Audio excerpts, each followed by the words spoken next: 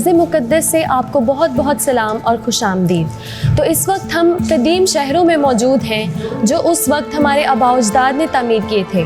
मेरा मतलब है कि हज़रत इब्राहीम की औलाद ने तामीर किए थे जब वो मुल्क मिस्र में कैदोबंद और गुलामाना ज़िंदगी बसर कर रहे थे।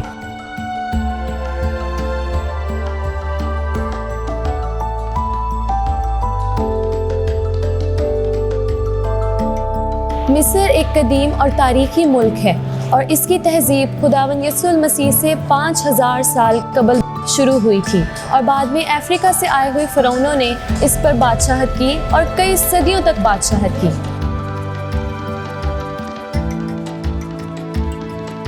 इन बादशाहों के निशानात और महल, मकबरे, अहराम और मंदिर देखें।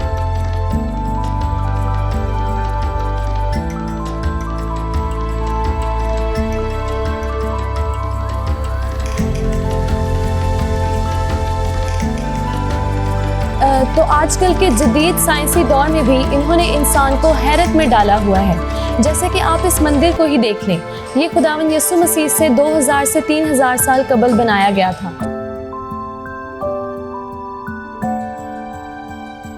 और इसने माहिरीन को हैरत में डाला हुआ है और वो अभी भी ये पहेली नहीं सुलझा सके कि कितने लोगों ने मिलकर इस मंदिर को तामीर किया, उन्होंने कैसे इतने बड़े बड़े पत्थर उठा कर रखे और कौन सी मशीनें इसे बनाने के लिए इस्तेमाल हुई।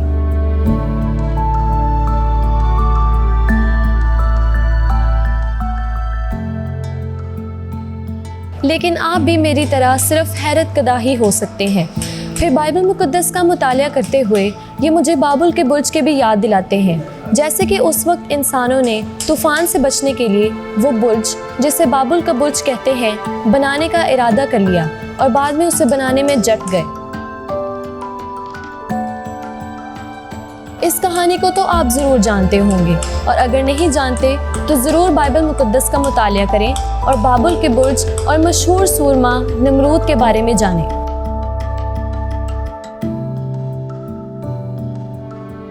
तो जिस मंदिर में अभी हम खड़े हैं वो रामसेस दोयम ने तामीर करवाया था और बहुत से इस्राएली जो उस वक्त गुलाम थे उन्होंने भी मिलकर इस मंदिर को तामीर किया है।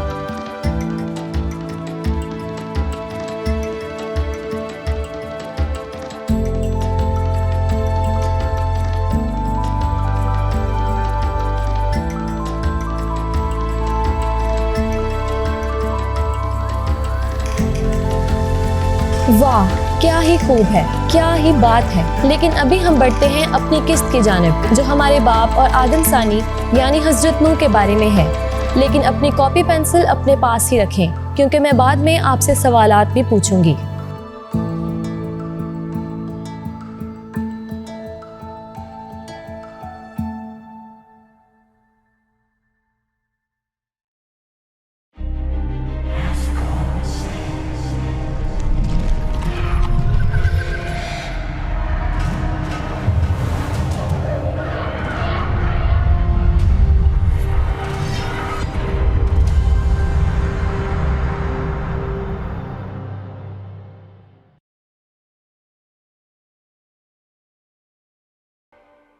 लेकिन एक शख्स ऐसा था जो अदालत पर यकीन रखता था और हमेशा नेक काम करता था। अगरचे खुदा ने तमाम इंसानों को ज़मीन से मिटा देने का इरादा किया, लेकिन खुदा ने उसके साथ मेहरबानी से पेश आने का फ़ैसला किया और उसे और उसके ख़ानदान को बचाने का फ़ैसला किया। नूह, मैं तमाम हुए ज़मीन पर पानी का तूफ़ान भेजने वाला हूँ।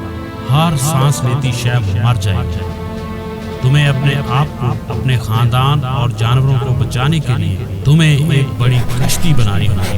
अपने साथ कश्ती में ज़मीन पर मौजूद हर जानवर का एक जोड़ा ले जाओ। तुम तमाम पाक जानवरों में से 7 को लेकर जाओगे। मैं कश्ती बनाने में तुम्हारी रहनुमाई करूँगा और तुम्हें बताऊँगा कि सैलाब से पहले तुम्हें क्या करने की ज़रूरत होगी। क्या नूह वादे का फरजांद बन सका, वो जो शैतान के कामों को बर्बाद करता? क्या वो खुदावंद की फरमाबरदारी करेगा या वो भी नाकाम हो जाएगा? खुदावन ने नूह को बताया कि कश्ती इतनी बड़ी होनी चाहिए ताकि वो ज़मीन पर हर सांस लेती मखलूक में से 2 को और इसके अलावा उनके खाने के लिए खुराक को भी संभाल सके। आने वाले सैलाब की तबाही से हर एक के ख़त्म होने का सोच कर नूह बहुत उदास था। बस उसने अपना ज़्यादातर वक्त उनको खबरदार करने में गुजारा ताकि वो गुनाह से बाज आ सके। मैं तुम्हें एक दफा और बता रहा हूँ, खुदावंद एक बड़े तूफान से दुनिया को तबाह करने वाला है। तुम मेरा यकीन करो और मेरे साथ कश्ती पर आ जाओ। एक मोहब्बत करने वाला खुदावंद अपने बच्चों को गुनाह की वजह से तुम्हें गुनाह से बाज आना चाहिए और अपने पड़ोसी से प्यार और इंसाफ से पेश आओ। तुम बेवकूफ बूढ़े हो। 120 साल के बाद जब कश्ती मुकम्मल हो गई, खुदावन ने तमाम ज़मीन पर से जानवरों को नूह के पास आने के लिए बुलाया। देखो, और ज्यादा जानवर आ रहे हैं। वो सब अपनी मर्जी से आ रहे हैं, जैसे कोई उन्हें बुला रहा है। कुछ बहुत अजीबोगरीब दिखाई देते हैं। मुझे नहीं मालूम था कि इस तरह के जानवर भी मौजूद हैं। तुम्हारा क्या ख्याल है? क्या नूह खुदावन के शराब भेजने के बारे में सही है? नहीं, वो ही नहीं सकता। तुम कहाँ से पूरी ज़मीन पर शराब के लिए इतना ज़्यादा पानी ला सकते हो? अब ज़्यादा जगह नहीं बची। ये आखिरी जानवर है जो आ रहा है। अब वक्त आ गया, कश्ती में अपने सारे खानदान और जानवरों के साथ आ जाओ। जल्द ही उन सब के लिए जिन्होंने गुनाह से बाज आने के लिए इनकार किया, नहायत देर हो जाएगी। खुदा ने कश्ती का दरवाज़ा बंद कर दिया।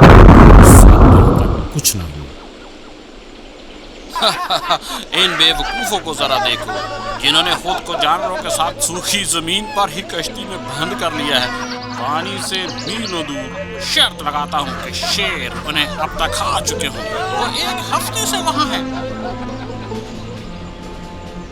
लेकिन 7वें दिन और ज़मीन की गहराई में जमा शुदा पानी सदा पर।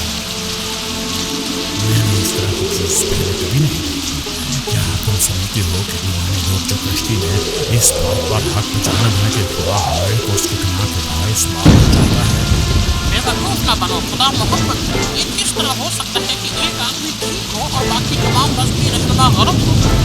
इस वक्त से पहले कभी बारिश ना हुई थी। मौसम हमेशा खुशगवार रहता था और ज़मीन से कोई ताकि ज़मीन को सैराब करे। किसी ने भी इससे पहले ना बारिश देखी और ना सुनी। कई लोग ख्याल करते थे कि नूह पागल है जो कि ये सोच रहा है कि आसमान से पानी बरसेगा, लेकिन नूह ने इसका यकीन किया जो खुदावंद ने कहा था। मुझे नूह की बात मान लेनी चाहिए थी। मैं कितना बेवकूफ हूँ। ऐ खुदा, मेरे बच्चे को बचा। जब तक लोगों को एहसास हुआ कि उस वक्त बहुत देर हो चुकी है। 40 दिन और रात बारिश होती रही, जब तक कि पानी ने सारी ज़मीन के तमाम पहाड़ों को ढांप लिया। हर जानदार सांस लेती मखलूक मर गई, सिवाय इनके जो कश्ती में उनके साथ थे। इससे पहले कि वो कश्ती को छोड़कर 1 साल से ज़ायद का अर्सा गुज़र चुका था।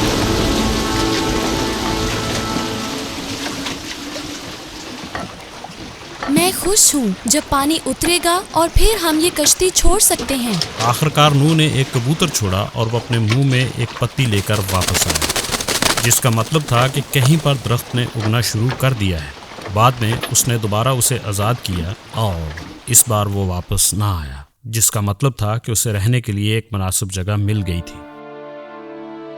काफ़ी अरसे के बाद कश्ती एक पहाड़ की चोटी पर जाकर ठहर गई जो कि अरारात कहलाता था। सब एक नई ज़मीन पर उतरे, एक ऐसी ज़मीन जो गुनाह के बगैर थी। नूह ने एक मज़बा बनाया और खुदावंद को जानवर की कुर्बानी पेश की। अगरचे नूह एक नेक आदमी था, लेकिन उसके दिल में अभी तक गुनाह मौजूद था। खून की ये कुर्बानियाँ जो खुदावंद को पेश की गईं वो नूह और उसके ख़ानदान की ज़िंदगियाँ बचाने के एवज़ थी। जानवर उन 8 लोगों को ज़हर करते थे जिन्हें सैलाब में मर जाना चाहिए था, लेकिन वो खुदा के फजल से बचाए गए। ये बिल्कुल उसी तरह से था जैसा कि खुदावन ने बाग अदन में किया था जब उसने जानवरों को मारकर आदम और हवा के लिए लिबास बनाए। मैं तुम्हें यादगारी के तौर पर आसमान में एक कौसे कज़ा दूंगा कि मैं दोबारा कभी ज़मीन को पानी से तबाह न करूं। तुम बहुत से बच्चे पैदा करो, फलों फूलों और सारी ज़मीन को दोबारा मामूर करो। मैं जानवर बनाऊंगा जो इंसान से डरेंगे। तुम हर वो मखलूक खा सकते हो जो जिंदा और ज़मीन पर रेंगती है, बिल्कुल उसी तरह से जैसे कि तुम सब्जियां और जड़ी बूटियां खाते हो। لیکن تم کسی جانور کا خون نہ پینا، کسی انسان کو جان سے نہ مارنا۔ اگر کوئی کسی کو قتل کرنے کا ذمہ دار ٹھہرا تو وہ بھی دوسرے انسانوں سے مارا جائے گا۔ اگر کوئی شخص کسی دوسرے شخص کا خون بہائے تو دوسرے لوگوں کو اس کے گناہ کی قیمت کے طور پر اس کا خون بھی بہانا چاہیے، کیونکہ خون میں زندگی ہے۔ نوح کسان بنا اور انگور کے درخت لگائے۔ نئی دنیا صرف 4 خاندانوں کے ساتھ تنہا تھی، لیکن جلد ہی اس کے بیٹوں کے اپنے بچے پیدا ہوئے۔ نوح نے دریافت کیا کہ پھل کو ایک برتن میں رکھنے اور اسے کچھ ہفتوں تک چھوڑ دینے سے ایک نشہ آور مشروب تیار ہو جاتا ہے، جس نے اسے مضحکہ خیز بننے پر مجبور کیا۔ نوح کو وہ مشروب اتنا زیادہ پسند تھا کہ بعض اوقات وہ اس کی وجہ سے اپنے کام نہ کر سکتا تھا، وہ نشے میں دھت ہو کر گر جاتا۔ اس وجہ سے اس سے ایسی حرکتیں سرزد ہو جاتیں جو خداوند کو ناپسند تھیں۔ ایک دن نوح اس قدر نشے میں تھا کہ اس نے اپنے آپ کو برہنہ کر لیا اور اپنے حواس میں نہ رہا۔ اس کے بیٹے حام نے اپنے باپ کی برہنگی پر نگاہ کی اور دیکھ کر ہنسی اڑائی۔ اس نے اپنے بھائیوں کو مضحکہ خیز انداز میں وہ سب کچھ بتایا جو اس نے دیکھا تھا۔ جب نوح جاگا، اس کے بیٹوں نے اسے بتایا کہ حام نے کیا کیا تھا۔ تیرا بیٹا کینان اور اس کی نسل تیرے بھائی سام کی نسل کے غلام ہوں گے۔ کئی سالوں کے بعد یہ پیشن گوئی پوری ہوئی۔ کینانیوں نے فلسطین پر قبضہ کیا اور آخرکار یہودیوں کے غلام بنے۔ نوح اور اس کے خاندان نے خداوند کے فضل سے برکت پائی۔ خدا نے ان 8 لوگوں کے علاوہ باقی سب کو مار دیا تھا۔ کچھ عرصے کے بعد یافت مغرب اور شمال کی طرف رہنے اور پھلنے پھولنے کے لیے چلا گیا۔ سام مشرق کی طرف آیا اور ایشیا میں آباد ہوا۔ حام جنوب کی طرف گیا اور افریقہ اور جنوبی ایشیا میں آباد ہوا۔ اس کے بیٹے کی نسل کینانی وہ مقام جو آج فلسطین کہلاتا ہے میں آباد ہوئی۔ بس دنیا پھر سے آباد ہوئی۔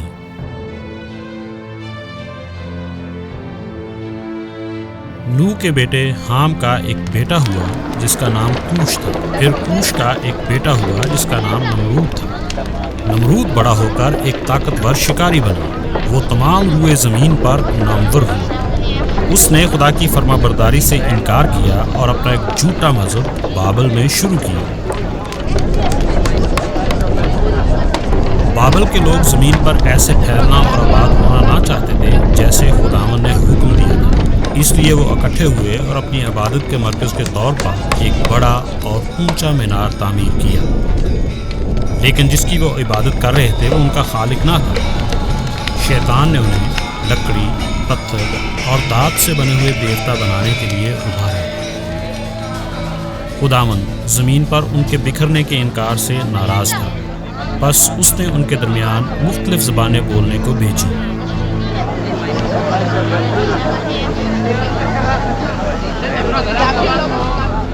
مزدور ایک دوسرے کی زبان نہ سمجھ سکے، اس لیے وہ اپنا کام جاری نہ رکھ سکے۔ ہر زبان کا گروہ مختلف سمت میں چلا گیا۔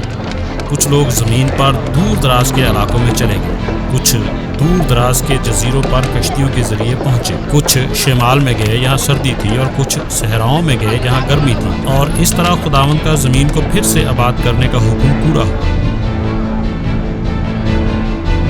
جیسے ہی زمین لوگوں سے بھر گئی تو گناہ بھی دوبارہ بڑھا۔ لوگ بتوں کے سامنے جھکے اور زندہ خدا کو بھول گئے۔